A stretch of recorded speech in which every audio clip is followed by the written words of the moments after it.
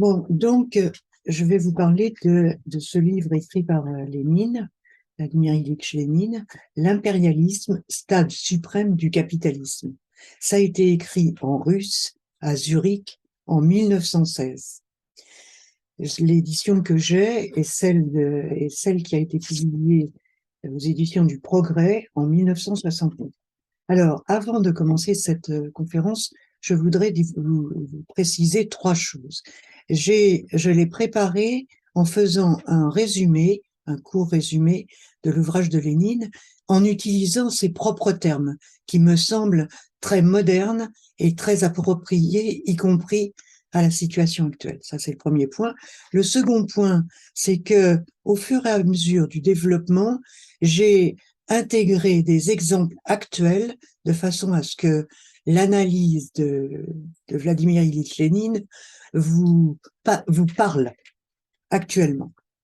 Et la troisième chose, c'est que j'ai écrit cette conférence car c'est un sujet qui est euh, important, en particulier pour moi, mais je pense pour vous aussi.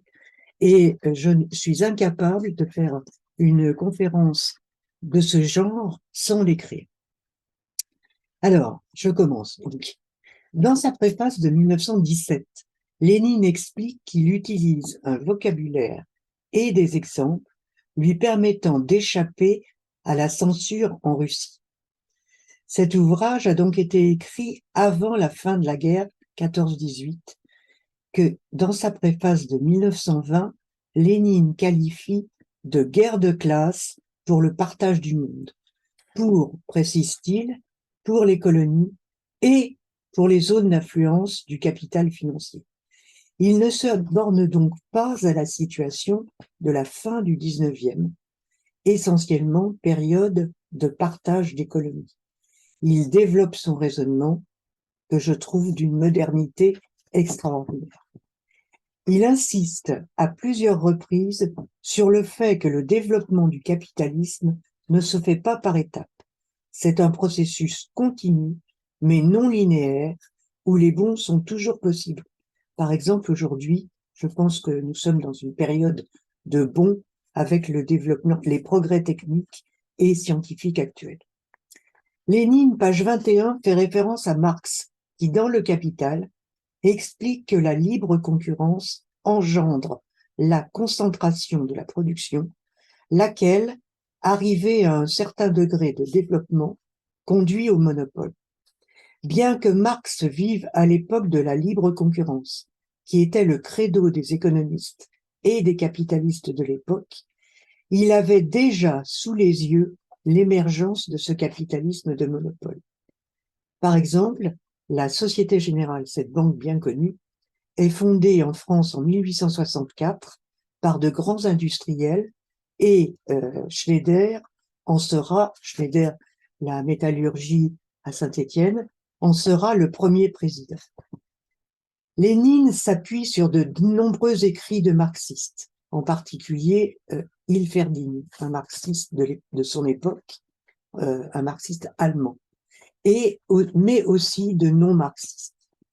Il rappelle, page 77, que le capitalisme, c'est la production marchande à son plus haut degré de développement, où la force du travail elle-même devient marchandise. Tout son raisonnement s'appuie sur ce fondamental. Voyons maintenant ce raisonnement de Vladimir Ilitch Lénine. Le premier point, c'est la concentration de la production, qui nous est bien connue. Il explique que le capitalisme sépare le capital de son application à la production. Le capital argent, les banques, du capital productif, les industries, du capital foncier, les rentiers. Or, fin 19e, début 20e, il y a un développement intense de la production en raison du perfectionnement technique et de la réduction possible des frais de production. Peu à peu, des unités industrielles immenses se constituent. Elles conquièrent un domaine après l'autre, de la transformation des matières premières à la production, de la production au commerce et au transport. Cela conduit donc à la concentration de la production. Ceux qui possèdent le capital argent possède le capital productif. On assiste ainsi à la réunion de plusieurs entreprises, de plusieurs branches. Par exemple, production de la fonte, transformation de la fonte en acier, production d'acier fini. Pour vous donner un exemple, j'ai pensé à Krupp pour leur rôle. J'ai pensé à cette entreprise, ce gros groupe, pour le rôle qu'il a joué au moment de la Première et Seconde Guerre mondiale. Krupp est né, en fait, avec les chemins de fer. C'est un groupe qui a relié mécanique, métallurgie, sidérurgie, et pour finir l'armement, qui a été les canons, les chars, qui ont été un de ses grands profits pendant la Première Guerre mondiale en particulier, et la Seconde aussi. Une très forte concurrence se développe. Les petites entreprises et les entreprises précaires périssent, en particulier pendant les périodes de crise. Par exemple, ce qui se passe actuellement dans la restauration, où même des chefs étoilés sont contraints de vendre leur restaurant et d'en devenir gérants. Les entreprises deviennent géantes. Par exemple, aujourd'hui, on a ArcelorMittal en France. ArcelorMittal, PSA, EDF, Sanofi et un certain nombre également de grands groupes dans le commerce. Elles mettent la main sur les voies et les moyens de communication. Il y a combinaison entre entreprises avec des faillites, des rachats, etc.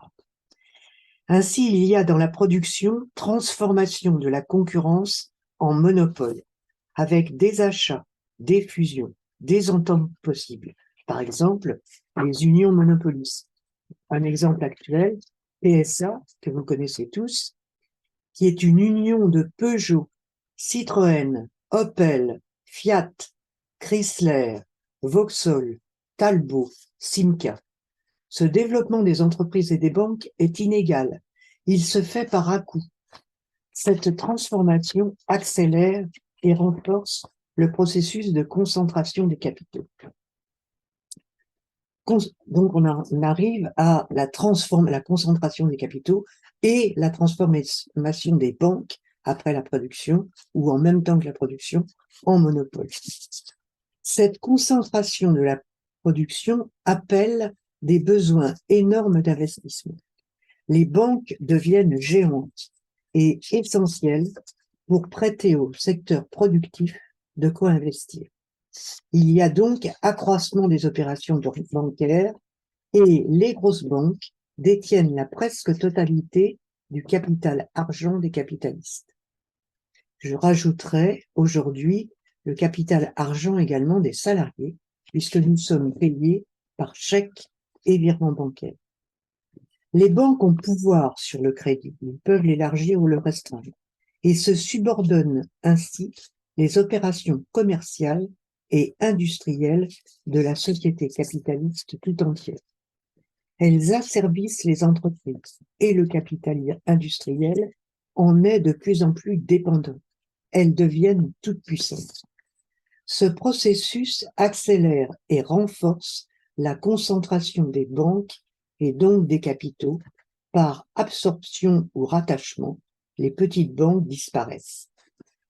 Il y a donc concentration des banques et rapport étroit entre les banques et les entreprises industrielles. À l'époque de Lénine, il y a contradiction entre capital bancaire monopoliste et capital commercial encore très concurrentiel.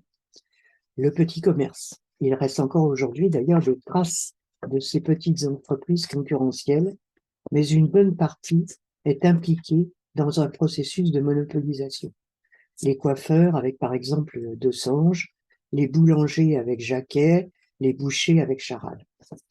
Cette concentration bancaire et industrielle remplace l'ancien capitalisme où régnait la libre concurrence.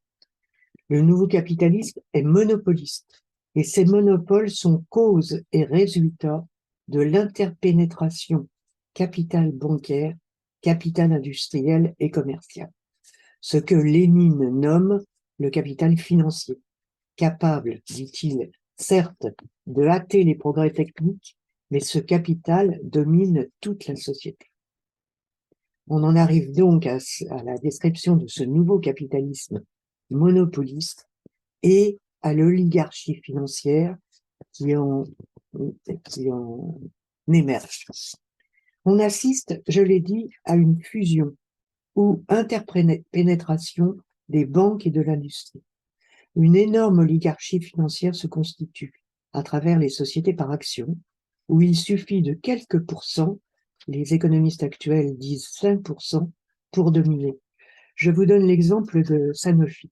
Sanofi, l'actionnaire de référence, le principal, c'est L'Oréal, avec plus de 9% des actions. Dans cet actionnariat de Sanofi, il y a plus de 77% qui sont des institutionnels, autrement dit, des grands groupes ou des États. Il y en a 26% pour les Américains, dont les BlackRock, plus de 16% pour les Français, plus de 14% pour les Britanniques, etc., etc. Et je vous fais passer la liste des filiales de Sanofi dans le monde. Il y en a à peu près 300, et vous verrez qu'ils couvrent une bonne partie. Je vous fais circuler.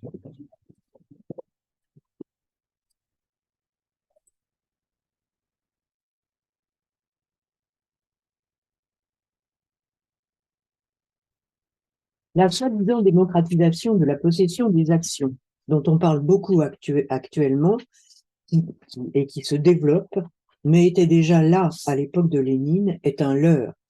Les petits actionnaires n'ont aucune voix au chapitre.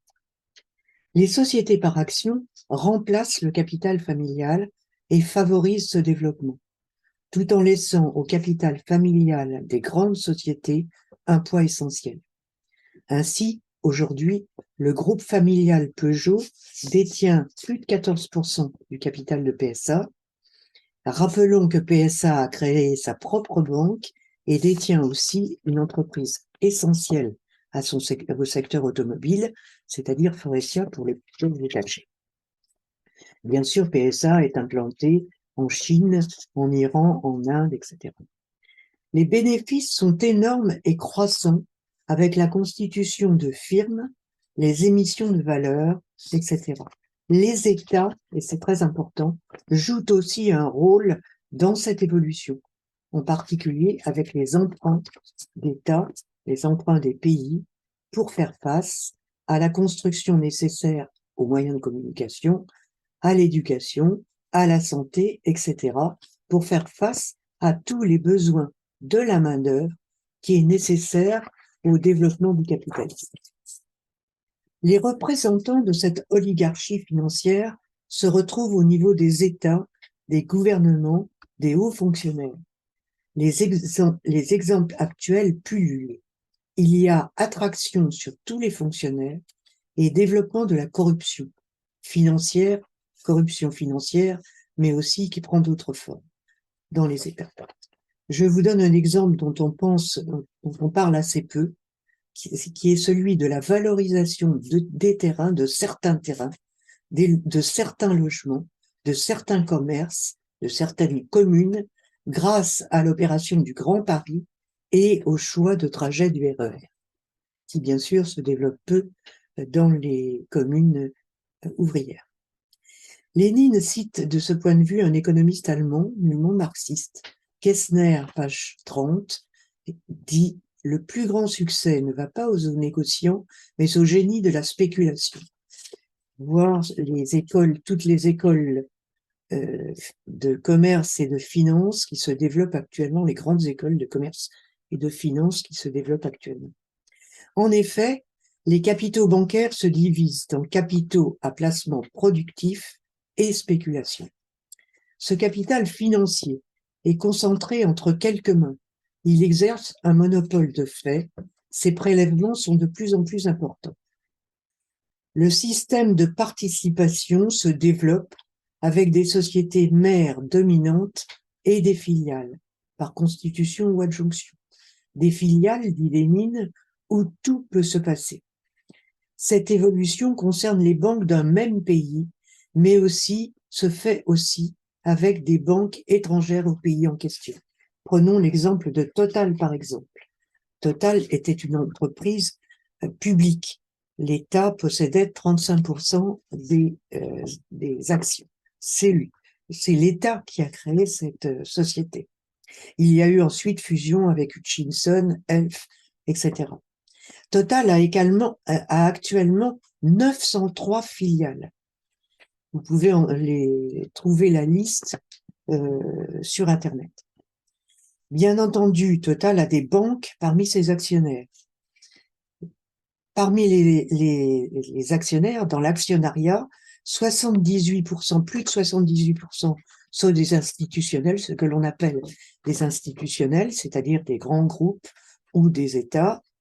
Et français, dans ces institutionnels, plus de 15% sont français, plus de 10% anglais, et le reste est plus de 17% l'Europe et 30% l'Amérique du Nord, dont BlackRock, bien entendu. Par rapport à Total, j'ai souhaité vous lire ce que Marc Endelvelt, qui est un journaliste d'investigation, a écrit dans son livre sur les guerres cachées, les dessous du conflit russo-ukrainien. Il écrit, page 108, « Dans chaque nouveau réacteur construit par Rosatom dans le monde, permet aux différentes entreprises françaises sous-traitantes du secteur de toucher la bagatelle de 1 million d'euros. 1 milliard, excusez-moi, d'euros. Et on trouve dans ces groupes Vinci, Bouygues, Dassault, etc. Il écrit également, page 110, Total a obtenu du pouvoir russe une licence d'exportation de gaz, jusqu'alors monopole de Gazprom. Je vous cite ces petits passages qui me semblent intéressants pour situer Total dans le monde actuellement. Où est-ce qu'ils en sont avec la Russie, c'est une autre question, mais au moins ça permet de situer l'un des très grands groupes pétroliers. Les dirigeants des monopoles se répartissent les postes directoriaux, dirigeants des conseils d'administration, des banques et des entreprises de production. Lénine nomme cette interpénétration union personnelle, et il insiste sur le mot personnel. Il s'agit donc d'humains, d'union d'humains, des dirigeants de banques et des dirigeants de grosses entreprises industrielles et commerciales. Il consacre aussi quelques lignes au capital foncier, le capital de rente foncière, précisant qu'il y a aussi fusion avec le capital bancaire et cela entraîne une spéculation sur les terrains, ce qui constitue une opération très lucrative ou des opérations très lucratives pour le capital financier. D'ailleurs, les banques constituent des sociétés actuellement. Par exemple, la BNP a créé Real Estate pour l'investissement immobilier, la promotion, la transaction, l'expertise. Lénine fait aussi un sort aux illusions concernant les monopoles d'État. Page 92, il écrit « Les monopoles privés et les monopoles d'État s'interpénètrent à l'époque du capital financier, les uns les autres n'étant que des chaînons de la lutte impérialiste entre les plus grands monopoles pour le partage du monde, voire, par exemple, actuellement, la RATP et ses marchés au plan mondial.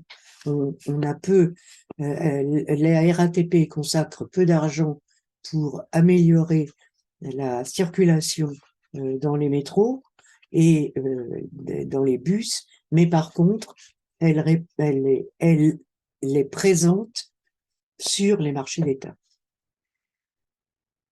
On en arrive à cette exportation des capitaux, on en arrive au partage du monde entre les groupes financiers. Lénine rappelle que les anciens capitalistes exportaient des marchandises. Ainsi, au début du XIXe siècle, l'Angleterre prétendit au rôle d'atelier du monde entier. Ce pays se ravitaillait en matières premières, par exemple coton en Inde, et exportait les produits finis. Au fond, un petit peu ce que la Chine a fait il y a une petite dizaine d'années. Les nouveaux capitalistes, eux, se partagent le marché intérieur de leur propre pays en s'assurant le contrôle et la possession de toute la production. Or, en système capitaliste, le marché intérieur est lié au marché mondial et le marché est mondialisé depuis longtemps.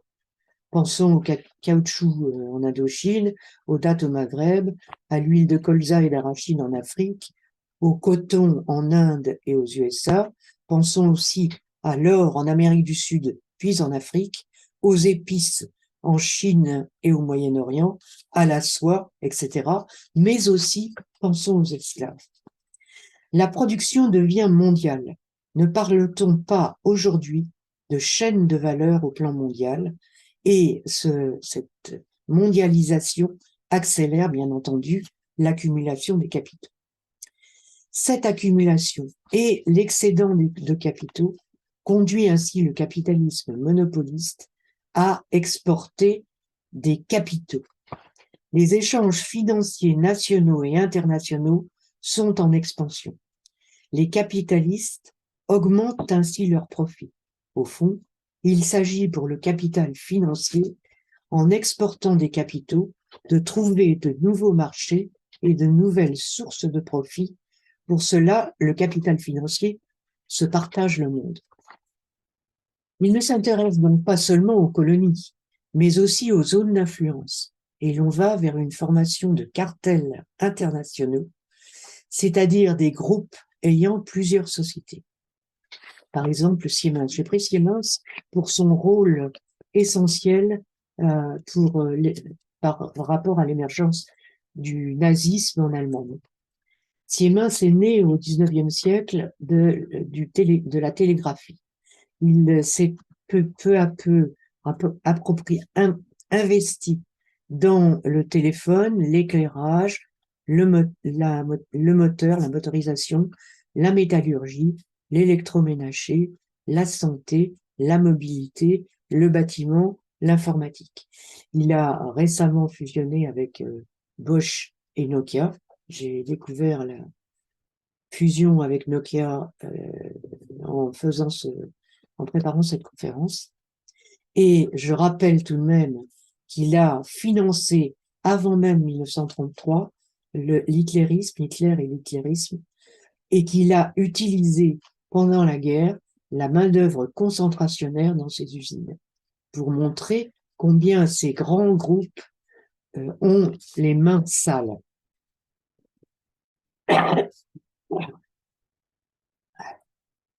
Excusez-moi, j'ai soif.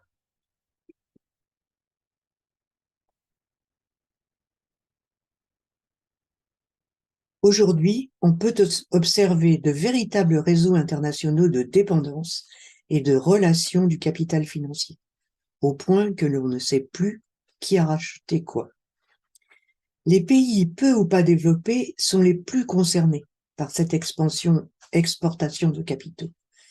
Lénine explique que la concurrence au plan international fait rage, et si le marché financier est peu favorable en termes d'investissement dans certains pays, il y a toujours des avantages à la clé: relations, marché, influence.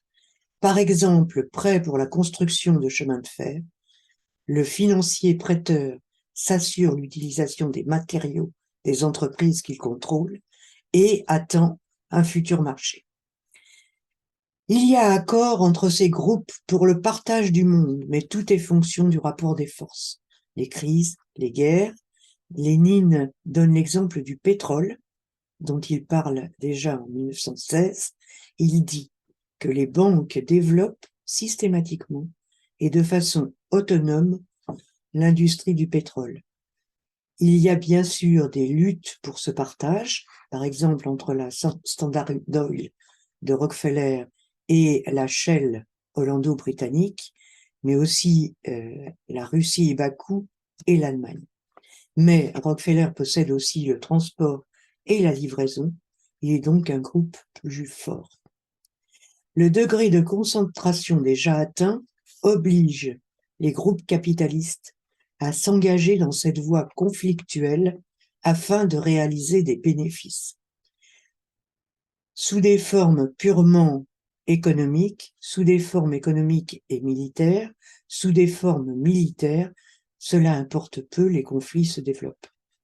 Du coup, les rapports entre États deviennent des rapports basés sur ce partage et sur la nécessité pour les États de créer et de maintenir des rapports de force favorables à leur monopole. On en arrive donc à l'intervention des grandes puissances dans le partage du monde. À la fin du 19e, les États font la chasse aux colonies, avec soit des objectifs purement économiques, soit des objectifs sociaux, économico-politiques. Par exemple, installer des excédents de population, trouver de nouvelles terres à exploiter, de nouveaux marchés, de la main-d'œuvre, de nouvelles matières premières. Lénine explique que l'expansion coloniale a été inégale et que de nouveaux partages sont toujours possibles. Par exemple, actuellement, le pétrole et les guerres au Moyen-Orient. Mais il insiste sur le fait que le capitalisme traditionnel a connu ses limites entre 1860 et 1880. Dès la fin du 19e, il y a coexistence de colonies et de pays semi-coloniaux. La Perse, la Chine, la Turquie, etc. D'autres sont indépendants mais pris dans des dépendances financières et diplomatiques. Par exemple, l'Argentine et le poids des capitaux anglais dans ce pays. On assiste donc déjà à l'époque de Lénine à la fin du partage des territoires du globe en termes d'annexion, mais les violences se poursuivent. Expansion politique et profit deviennent les objectifs primordiaux. Cette domination du capital financier renforce les inégalités et les contradictions, d'où la nécessité pour lui d'utiliser la force, car il y a, dit Lénine, disproportion entre développement des forces productives et accumulation des capitaux,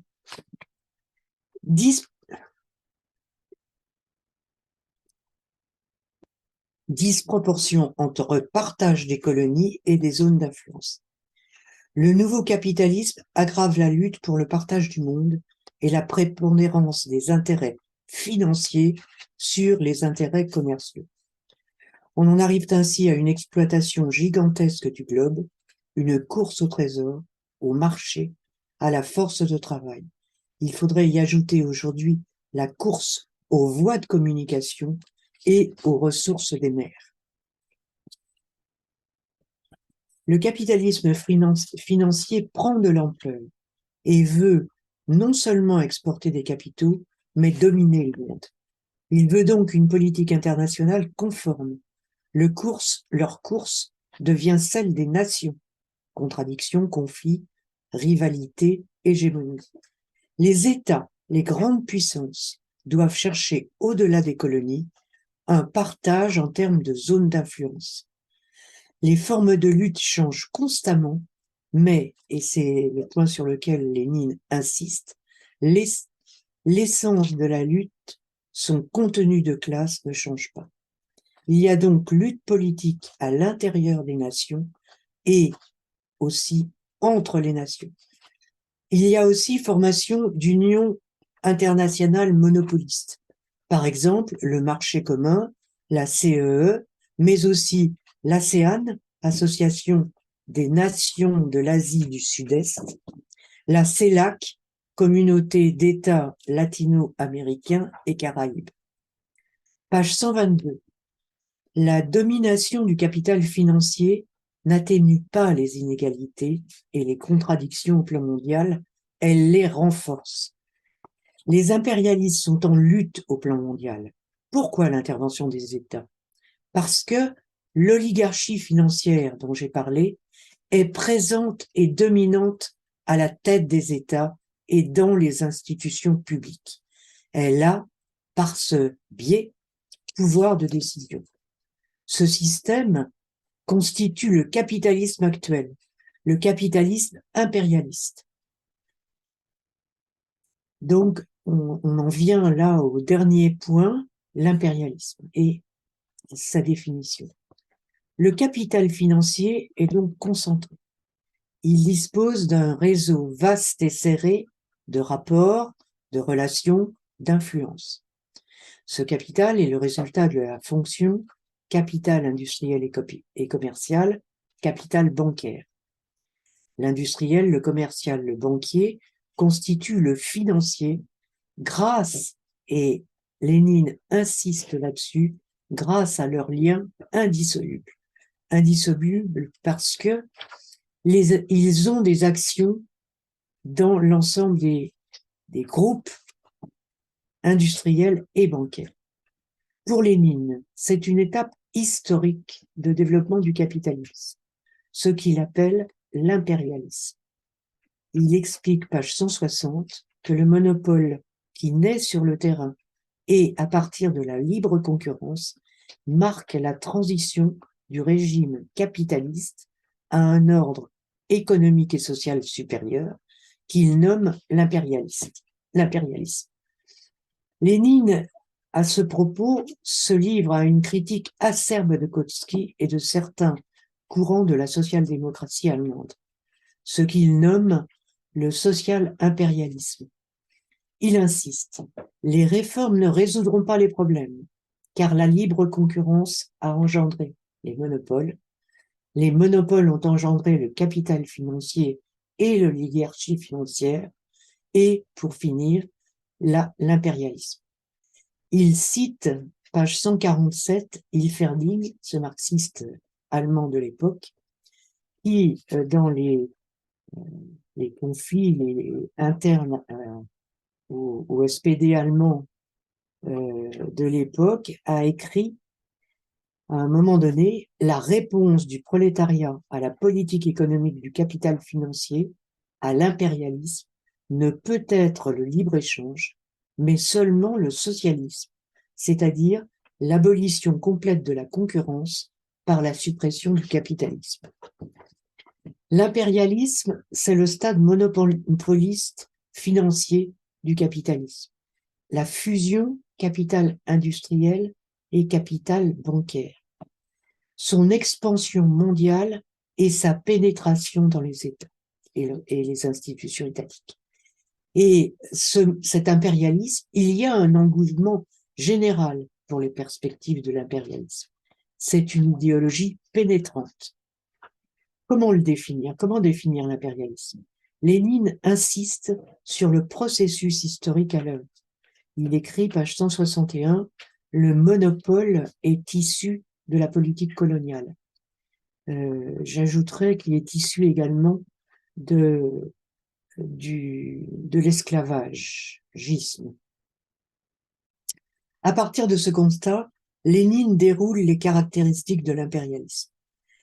Concentration de la production et du capital, les monopoles industriels et bancaires, fusion capital bancaire et capital industriel, les monopoles financiers, union personnelle capitaliste industrielle, capitaliste bancaire, l'oligarchie financière, dépendance des institutions publiques à cette oligarchie financière et mondialisation de ce système, l'impérialisme.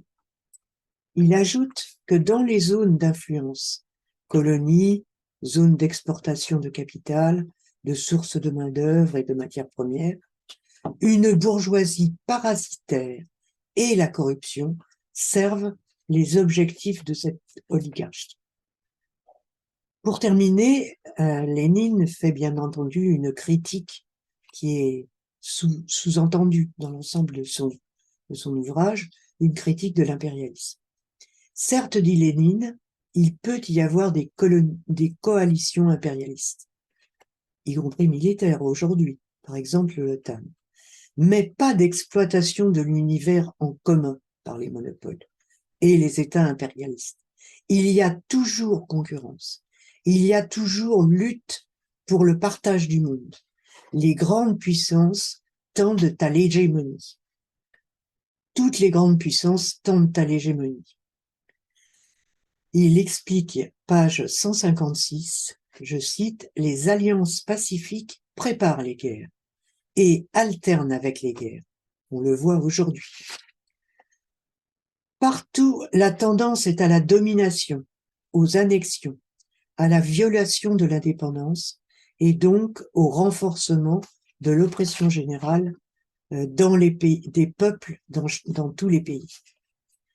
Les pays ont une histoire différente, dit-il, mais tous sont dans ce système. Les pays sous-développés sont entraînés dans l'engrenage du capitalisme mondial. Il cite par exemple la construction de voies de transport, les exportations agricoles, la main-d'œuvre à bas coût, etc. Voir l'Afrique de ce point de vue. Cette extension constitue pour Lénine une base solide pour l'oppression et l'exploitation impérialiste des pays et peuples du monde. À son époque, les pays les plus riches sont ceux qui ont les colonies les plus immenses. L'Algérie pour la France, l'Indonésie pour les Pays-Bas, l'Inde pour l'Angleterre. À notre époque, je voudrais consacrer un tout petit peu de temps à ce point, on peut analyser d'autres types d'expansion territoriale. Celui des USA, qui constitue l'impérialisme hégémonique actuel. Il n'y a pas eu colonialisme, mais leur richesse n'est pas tombée du ciel. Ils ont quasi génocidé les Indiens et se sont attribués leurs terres. Ils ont mené une longue guerre non officielle et officielle contre l'Espagne, conclue par l'annexion de fait en 1898 des Philippines, ce qui leur permet d'avoir un pied dans l'océan Indien. Ce n'est qu'en 1946 d'ailleurs, après un très long conflit, aux multiples péripéties, que l'indépendance des Philippines sera reconnue. Ils ont alimenté un long conflit avec le Mexique, 1845-1848, qui s'est terminé par le quasi-achat du Texas, l'annexion de la Californie, de l'Arizona, du Nevada, de l'Utah et d'une partie du Colorado et d'une partie du Nouveau-Mexique, soit un tiers du territoire des USA, sans oublier l'achat de l'Alaska à la Russie. À l'époque de Lénine, certains pays occidentaux sont encore sous-développés en Europe. Lénine cite la Russie, expliquant que les capitaux étrangers y sont investis dans les entreprises industrielles. C'est là que l'on voit bien que pour Lénine, l'impérialisme est un système, quel que soit le développement du capitalisme dans tel ou tel pays. Tous y sont soumis.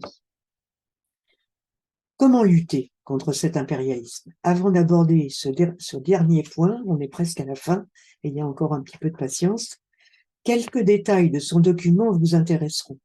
Lénine dit à un moment donné que l'Europe se déchargera du travail manuel sur les hommes de couleur avec accroissement de l'immigration. Il dit aussi que le recrutement de l'armée se fait parmi les plus dépendants. Enfin, il dit qu'il y a corruption des couches supérieures du prolétariat.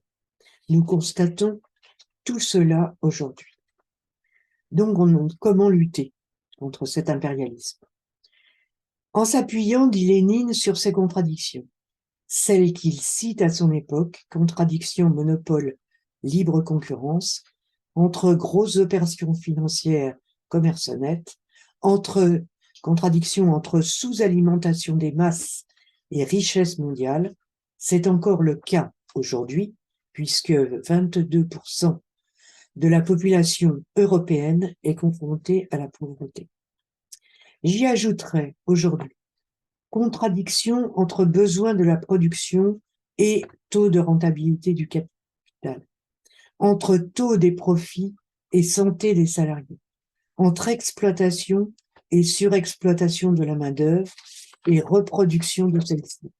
Entre stagnation des salaires, des conditions d'embauche, des conditions de travail des jeunes et besoin de ces jeunes pourtant nécessaires à la production des marchandises et des services et donc au développement du capitalisme. Non, c'est une erreur de ma part. Entre niveau d'études important et nécessaire et âge de la retraite.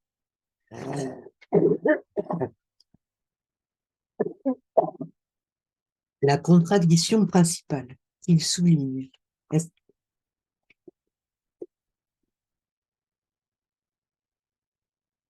n'est-elle pas toujours, cette contradiction essentielle, n'est-elle pas toujours et de plus en plus importante? Il y a socialisation de la production et de la commercialisation des marchandises et des services au plan mondial aujourd'hui, mais la propriété des moyens de cette production est toujours privée. Alors, est-ce qu'il y a, comme Lénine l'annonce, tendance à la stagnation du capitalisme impérialiste, avec moins de stimulants pour les progrès techniques, plus de rentiers et plus d'États usuriers ou débiteurs? A-t-on affaire à un capitalisme agonisant? C'est une autre question et je vous propose qu'on n'en discute pas aujourd'hui. Lénine soulève par contre deux questions qui font débat aujourd'hui dans les partis communistes en France et dans les partis communistes au plan mondial. Et je crois qu'il faut en discuter ce soir, en débattre ce soir. La première question, c'est est-ce que l'impérialisme comme système est un système quel que soit l'état de développement du pays? Et la deuxième question, est-ce que les monopoles d'État dans l'impérialisme sont des formes de socialisme? Voilà, j'en ai fini et je lui donne la parole.